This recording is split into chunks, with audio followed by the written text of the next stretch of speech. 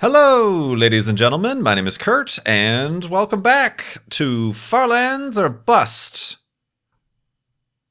Woof, there it is. Welcome. We're not going to start waiting for a second woof from Wolfie. The first wait for the first woof is trying enough sometimes. But yeah, welcome back to Farlands or Bust, where we are continuing walking to those far lands in Minecraft Beta 1.7.3 in episode 555. 555 episodes. This one being released today, Saturday, January 23rd, 2016. As we didn't make any boats. Oh, I have a boat. Oh, dang. I already have a boat. I should buy a boat. I should buy a second boat and a third boat.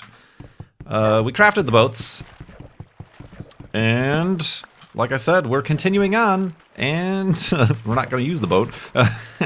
We're continuing on and continuing to raise money for Child's Play charity, up to $21,552.50. Ah, missed opportunity there. Could have had $555.55 for episode 555. And it would have been very appropriate if this happened on May 5th. But no. That, we're well ahead of that schedule. But, yeah, farlandsorbust.com is where you can donate, where you can track the donations. You can see that we're currently at 35% of the way to our $60,000 goal here this season, Season 6. And when we do reach that goal is when I finally press F3 to see how far we've walked. It hasn't been until last May that we pressed F3, and we found that we were at 2,266,779 blocks from spawn, and the Farlands are at 12,500 and something blocks from spawn, so a little bit of a ways to go, but we're at 18.06% of the way to the Farlands, or at least back there we were at 18%. We've got to at least be at 20% now. We've gotta. Oh god. Speaking of gotta, I gotta get out from under this ice as we continue here. But yeah, thank you everybody for your continued donations. I want to thank Stargate525 for a very generous donation. Didn't have a question, just said that they watched Farlands Bust for a while, and this is their first donation, and it was a very generous one, like I just said, so thank you, Stargate525, and all the donations, and all the ones that come in with questions as well. When you do donate, you can leave a comment that I will see, and you can ask a question with that comment, and I will get to it in a future episode of Farlands Bust. And that is what we're going to do today. I've had some very frequent space news and just like updates and stuff to talk about the last couple episodes that have taken up the first couple days of Minecraft in each episode. But today we just got questions. And the first one from an anonymous donor is actually a follow-up on the previous episode's topic. They asked what I would name that new potential planet, Planet 9, that has been predicted to exist outside the Kuiper Belt. I don't know. Well, first it has to exist. We still don't know that it actually exists. There have been similar instances. I know I said before that Neptune was actually discovered. First it was theorized gravitationally. How did you lose all that health, Wolfie? Did you get stuck under the ice? Ah, jeez. It's gonna be one of these episodes, isn't it? Whoop, yep, there we go. So yeah, first it has to exist. Just like I said, Neptune was theorized, another spawner, to have existed before it was actually confirmed to have existed, based solely on gravitational data. There have been planets and objects that have been disproven to have existed that were thought to have existed due to gravitational data as well. So it could be disproven for all we know. I'm no scientist. I'm not the one doing the calculations and whatnot. Alright, that should do it. It did not do it. What would I name it? I honestly have no idea. It would have to be... There's a theme. There's a definite theme with the current naming of the planets, being as how they were actually at least the visible ones were named way back. Was it Greek? Kind of the Greek times, the Greekan times and whatnot. And so that theme continues. So I don't know. Its properties, I suppose it's known for wrangling up these objects out in the Kuiper Belt. Some bread and string. Not much here. So some sort of... Well, a lot of them are already... I know Ceres and Io are... well, Ceres is the dwarf planet in the asteroid belt, and Io is a moon of Jupiter or Saturn. I honestly can't remember. But I was very closely considering naming Eva Io, because Io is like the goddess of cattle or farming or shepherds or something like that. And Eva is an Australian cattle dog, a farming dog, a cattle herding dog. So I kind of thought that would be interesting, but it is a very unusual and distinct name. I think Ceres is something similar, or I might be confusing the two. Maybe Io is like mother protector or something like that, and Ceres is the goddess of farmers or farming or cattle or something like that. I can't remember, one of the two. But yeah, I decided to go with the non-astronomical naming of the dog. Although there is Eva, could be translated as EVA, like what astronauts do outside the space station or whatever. But yeah, I have no idea what I would name it. It would have to be something that has really no impact on my own personal life or something of my own liking. I don't think it should be named something like geeky or Star Wars or Star Trekky or anything like that. I think it does need to kind of... It should be chosen from a thematic list so that it matches all the other planets. We can't name it Tatooine or something, or whatever. That would just be weird and unusual. So, yeah, I don't know. I'm not exactly sure. What would be an appropriate... There's also a lot of names have already been taken by like other moons and other objects in the solar system and even outside the solar system. But yeah, I honestly have no idea. We'd have to look at its properties, depending on its color. Mars was named Mars because it's red and war and whatever. Even though vice versa, Venus is actually the planet that's like super duper hot and hostile. And Mars is kind of cold and dead for the most part, for as much as we know. So yeah, I'm not sure. We'd have to wait to, first of all, know that it exists, and then second of all, to actually learn some properties about it. Oh, speaking of absolutely nothing I was just speaking of, here, let's kill a pig. Oh man, got another question here from another anonymous donor. Would you consider searching for Forest Fenn's treasure with a Farlander?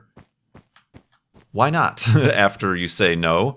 Well, to be honest with you, I had to look up what the heck that even was. I've never even heard of it. Apparently there's some myth about some art dealer who has buried or hidden $1 to $3 million in the Rocky Mountains somewhere that people search for. But I don't know. I kind of looked that up and I'm like, well, that is already highly suspect to be a falsity. Kind of looking for Bigfoot or looking for that one guy who stole money and jumped out of a plane. What was his name? But yeah, no, I don't think so. That I'm not much of a treasure hunter. That's not the reason I like the outdoors or anything like that. I don't go searching for hidden clues or gold. There's a lot of gold mines, or even probably more coal mines when you're hiking out here in Arizona. They're don't go down in the mines or anything like that. And I haven't actually seen any. You can see some remnants, some old foundations of old buildings that perhaps existed back in the coal town, coal miney days. But Yeah, no, I'm gonna go ahead and say that you're kind of wasting your time if you're searching for that. Probably use your time and make that money. If you put your efforts elsewhere, perhaps. I don't know. Maybe not. I'm certainly that's certainly not how my efforts are turning out. But yeah, thank you for that donation and question. Let's jump up here and make an elevated eidolon, an elevated hidey hole rather. Whoops. Just sleep away the night.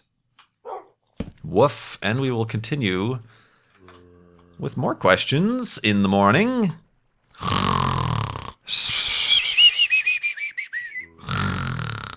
And a questionsness. Right, Wolfie? Woof. Oh, that's right, we got the TNT. We were going to have some fun. Because we're not having fun right now. We're going to have some fun with TNT here to mark episode 555 for unknown reasons. Well, there's definitely a spawner somewhere down here. But that's a shame. Wolfie, he pushed me off the ledge. Let's see here. Somebody, it's Anonymous Donor Day. If you had the chance to travel to one planet in our solar system and then return to Earth, which one would it be? And then return to Earth. Well, I'd probably want to go to, like, Europa or Titan, the moons. More so than, like, a planet Mars or anything like that. Although, if it, like I just mentioned, if it would be feasible and survivable, Venus, actually, I'm pretty interested in Venus as a planet, and it's kind of unfortunate that it doesn't get as explored, because it tends to, you know, melt and destroy whatever we throw at it, as compared to Mars. But it's mostly because there's no potential for human boots to be put on the ground there. So it's kind of like, well, why would we even bother? I mean, there have been some theories, hypotheses, that it is potential, like up in the clouds where it isn't 800 degrees Fahrenheit. There could be some sort of life. There is potential. Venus and Mars, as well as ourselves, are technically within the habitable zone of our solar system. So, I mean, there's potential there, and it is interesting to see the few photos of landers that have made it down to the surface. It is almost a very Martian surface, even. You get the very fragmented rocks and mountains and little pebbles and boulders on the ground. What am I looking for here? I'm looking for a boat. Ah, Wolfie. But yeah, it would be very interesting to know what's up with the surface of Venus, and there's apparently very active volcanic activity even still, so it's not a dead, geologically speaking, it's not a dead planet like Mars mostly is. So yeah, that would be interesting.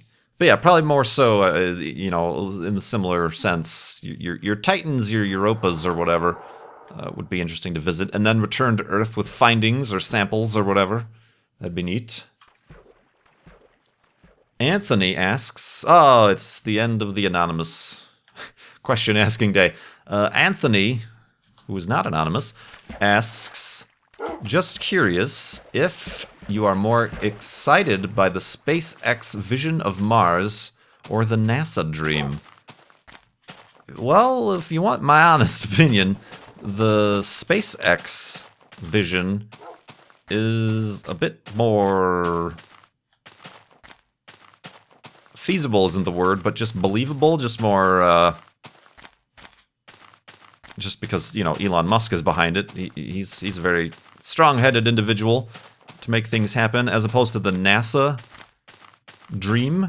It just is kind of a dream. We're building this rocket. There have been recently articles and news about how the, what are they calling it now? The Orion capsule and the big SLS, that's what it's called, Space Launch System rocket, is literally a rocket without a plan or a destination. Like, it's kind of like, well, we could go to an asteroid, or we could go to the moon, but we really don't want to go to the moon.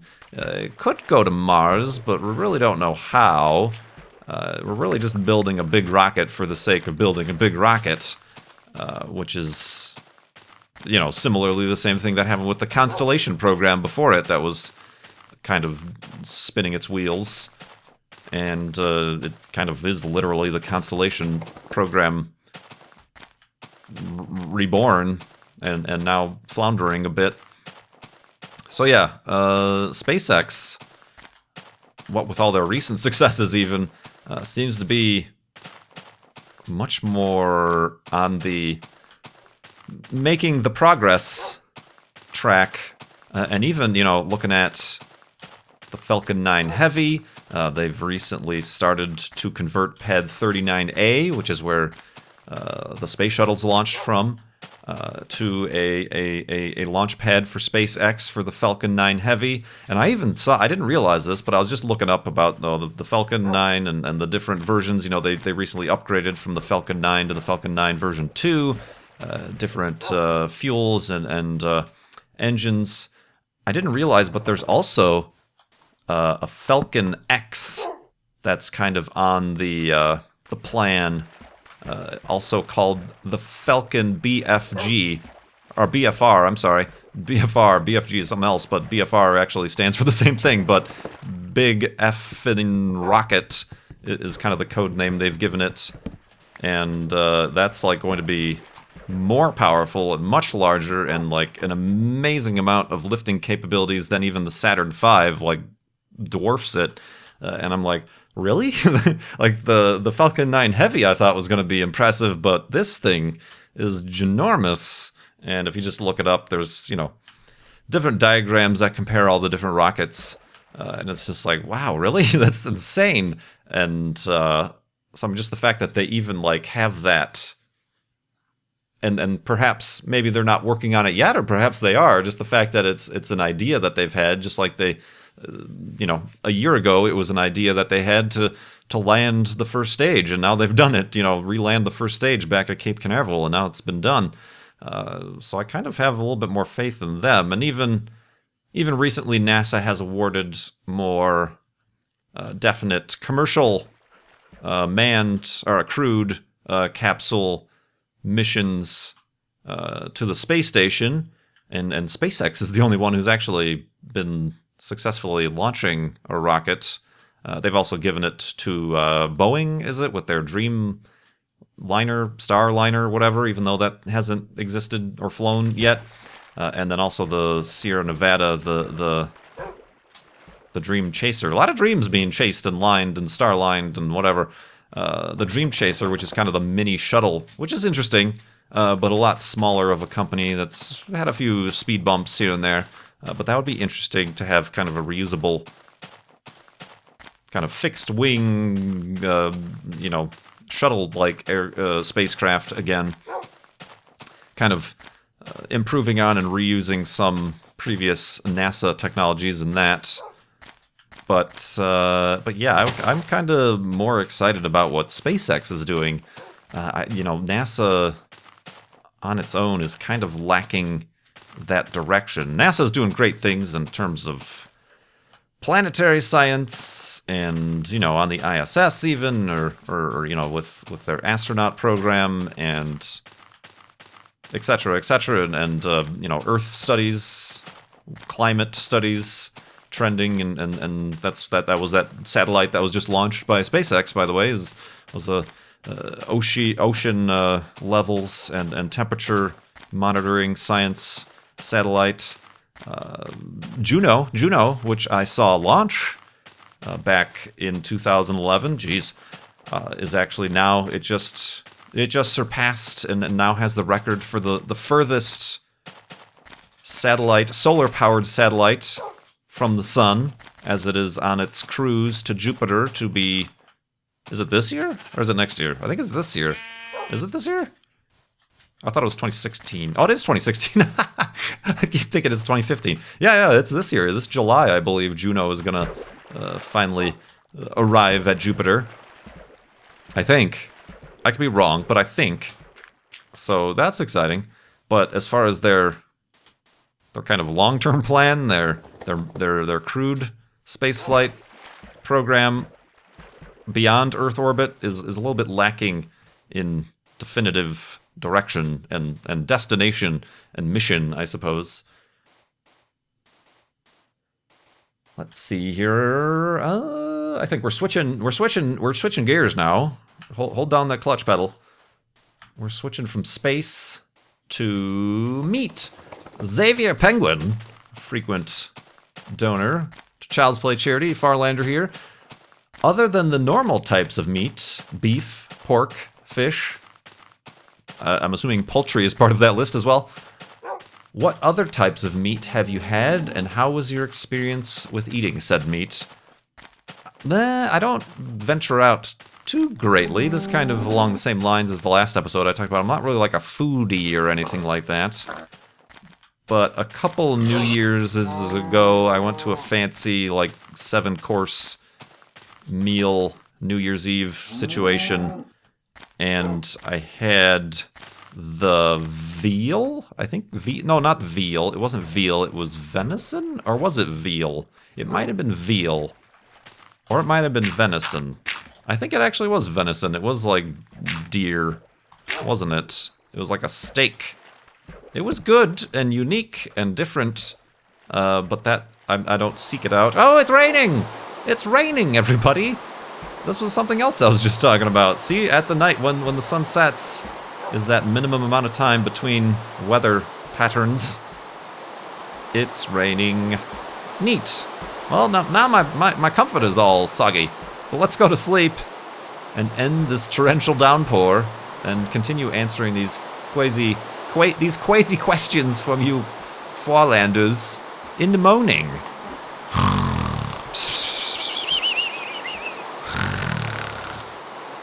And awaken us as the sun comes out and the clouds part. That was pretty good. That's actually surprised me. I'm like, oh my god, what's going on? I thought there was like static in my headphones or something. Oh man. So yeah, I think that was venison, and or it might have been veal. I don't know. I honestly can't remember.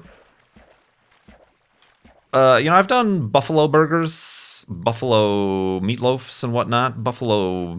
Bison, meat is kind of a popular thing in the United States as kind of like an alternative to your cow beef or whatever. But no, I haven't. I'm not a huge meat eater. I don't, I maybe have like a steak a month at most. So aside from your basic ground meats, your sausages, your hamburgers or whatever, I'm not a meat partaker. I like your bacon or whatever. I don't even eat pork that much other than in bacon form. Pork chops and whatever, I'm not a huge fan of. I'm not even a huge fish person. Fish, I tend to avoid in the grand scheme of things. Yeah, not big on fish. Never have tried sushi or anything like that. No, thank you. Trying to think. No, yeah, I mean, that's probably as far as I've gone with that. I'm a simple boy with a simple palate. Crumbleina, another frequent. What is wrong with my speech impediment today? Frequent to the Twitch Tuesdays. We played Speed UHCs with Crumbleina a bunch, and also supporter of Child's Play charity and Farland's Bust here. Crumbleina, what is a new skill you would like to acquire? Manual transmissions. That is a new skill I would like to acquire. That would make things a lot easier. I don't know. Well, actually, it wouldn't make anything easier in my day-to-day life, theoretically, but it would make things easier in my potential future life if I am to possess a classic and or fun sporty car that also contains a said manual standard transmission. So that's a skill I'd like to acquire. I have always kind of wanted to be musical in some sense or the other, whether or not it be guitar or other instruments. I did want to join the band in elementary school, but my parents didn't let me. It was kind of a... As the second child, the middle child, my older sister, totally blame the older sister, joined the band, the flute or something like that, I can't remember, and it didn't work out so well. It kind of just stopped being a thing she was interested in, so I feel like my parents were probably preemptively avoiding a similar situation with me, which very well might have been the case, but I wanted to play either the saxophone or the trumpet. I think we did like tryouts and like, oh, you know, it's here, you know, here's band day where if you want to decide, here's a bunch of instruments to try out, and I think the instructor said that I seemed to be able to, like, I was good. I was good. I was a good blower on the trumpet. The saxophone I liked because it's a little bit more of a, I don't know, isn't it more? It's a little bit more of a desirable instrument, I suppose. If you can look at any of the wind instruments, a little bit more of those, that kind of jazz influence, I suppose. But they said I was good at the trumpet. I was good at playing the trumpet. You know what? Let's also make a new iron sword here while we're at it, Wolfie. Beep and boop bop. Very nice, and also some boats. We're using a lot of boats today. Oops. All right. Carrying on.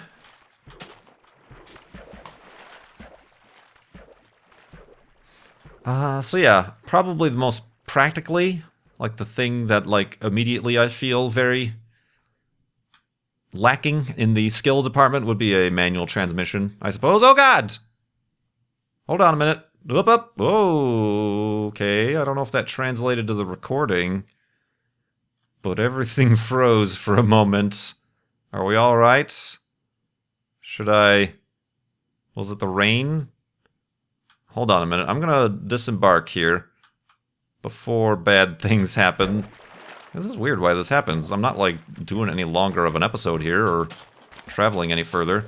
Alright, hold on. I'm going to, yeah, it's still midday. I'm gonna refresh... Wolfie, sit. I don't need you disappearing on me. I'm gonna refresh the Minecraft world. Un momento. And we're back. And I think we're alright. Yes, the world is generating fine. That was scary. Right, Wolfie? I don't know if you experienced it. That was more of a... from the eye of the observer experience. Whew. Alright, where were we? I was talking about meat. I was talking about manual transmissions. Speaking of which, Kira T, if you had the opportunity to experience the 11,000 horsepower beasts that are top fuel dragsters, either driving or just watching, would you take it? Driving would be scary. But yeah, those are crazy, like those are like beyond the realm of what I would consider like cars. Like that even doesn't seem to me like an auto racing. Woo, surfing. Doesn't seem like an auto racing sport because those are more like spaceships or like just crazy technological madhouses. Similar, you know, like Formula 1 is kind of right on the border. Like those aren't like cars you can relate to or anything like that. Similarly, those top fuel dragsters that do like a quarter mile in like 2 seconds or whatever crazy madness. Have you ever watched those? There's a bunch of like slow motion videos of when they do their either burnouts to, you know, heat up the tires, or they actually go. How the those big tires, they spin so fast that it, like, the tires expand and they go from these really flat surfaced slicks to these wide donuts. That's insane. That's crazy. And just the fact that, like, after every race, after every 3-second race, they essentially take apart the entire engine and rebuild it from scratch. Essentially, that's what they have to do because there's so much craziness going on in there. Like, things just, you know, wear out after a quarter mile. You gotta change everything. So yeah, those are crazy. I've never seen them. I've never been actually to any sort of drag race situation. I suppose that's one style of racing that I've never experienced. I used to, if it's on TV, I'll like watch a little bit just to see, because it's always an interesting. You're basically watching, two rockets simultaneously launch and try to get to that point over there as fast as possible is really what it is. They're rocket launches more so than it's race car driving. But yeah, but just in general, drag racing isn't my type of thing, probably because I don't know how to manually shift gears in a car. There's drag racing in Assetto Corsa or whatever that I tried out a couple times, but it's kind of like, well, that's fun for a little bit. Let's go on and actually like turn the wheel left and right, maybe. But yeah, no, I have a huge respect for drivers who can deal with that, and like the engineers and just teams who work and make those cars do what they do is kind of crazy. Yeah, I didn't realize. I assumed they were, but I didn't realize they were like 1,100 horsepower. That's insane. It's like learning that the space station is moving at 17,500 miles per hour. That still makes people like, what? Did you add a couple zeros accidentally there? No. 17,500 miles per hour. It's insane. Oh, man. Lastly here, got an anonymous question. Have you ever tried Lagavulin? I'm sure I'm saying that wrong, my Scottish friends. Scotch? Wait, I lost the question. And if so, what did you think of it? Alternately, what do you think of Parks and Recreation? That question coming from the fact that Ron, his Scotch of choice was Lagavulin. I honestly don't remember. I don't think I've ever purchased a bottle. I might have. There was a restaurant in Portland that I went to that had, it was like $12 for a dram or whatever, a little after-dinner drink that I had. I can't remember if it was Lagavulin. It might have been. It probably was, because I saw it, and I recognized it as the name of the potion that Zisto gave us on the Mindcrack server. So that might have been like a Lagavulin, or what's the other? There's like another like kind of very commonly known fancy pants Scotch that's out there in the world. I feel like making a sidey hole here today. Wolfie, have a pig. Well done. These pigs were not dry. Oh, we forgot to... Let's make our sidey hole with the TNT, why don't we? All right, Wolfie, you're going to sit right there. Let's, for posterity's sake, light things up here, and we're really going to light things up. All right. Let's dig in. All right, that's where I'm going to place it. Explosive hidey hole making in 3, 2, 1. Getting kind of dark out here and dangerous. All right. Oh, that's going to be kind of close for Wolfie. Careful, Wolfie. Woo! Killed the chicken. Oh, wow. That actually was a bit more than I anticipated. Probably should have moved that back a bit. All right, now, quickly, let's actually make the hidey hole here.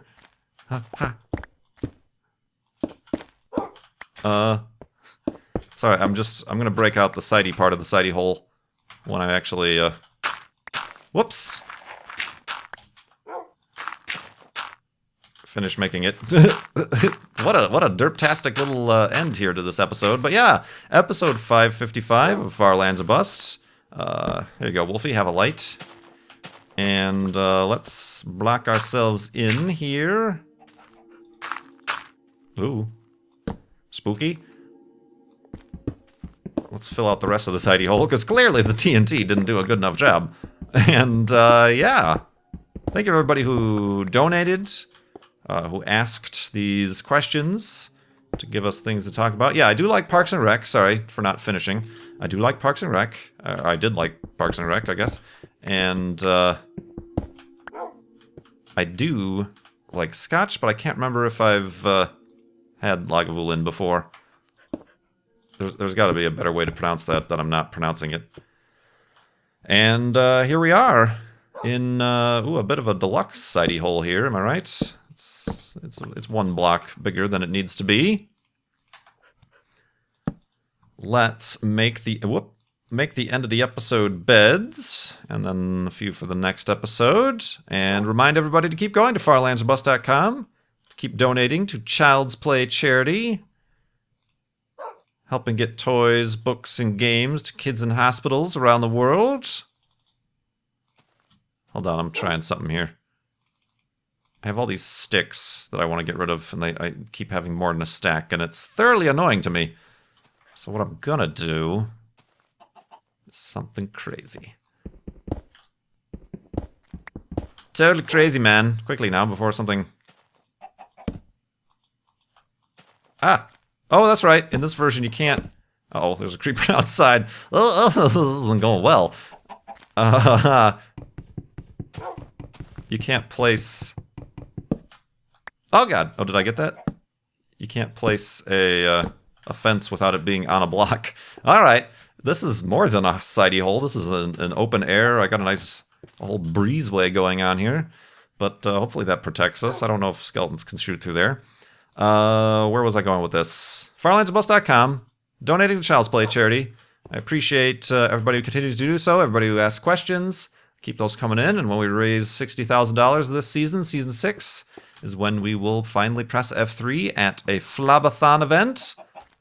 And yeah, thank you for your support here. Everybody have a good weekend. Everybody be careful who's getting like whatever 20 inches of snow in North America here this weekend. I tomorrow instead am going to go hiking because it's going to be like 74 degrees here in Phoenix. So ha, take that, you dang winter weather havers of the world.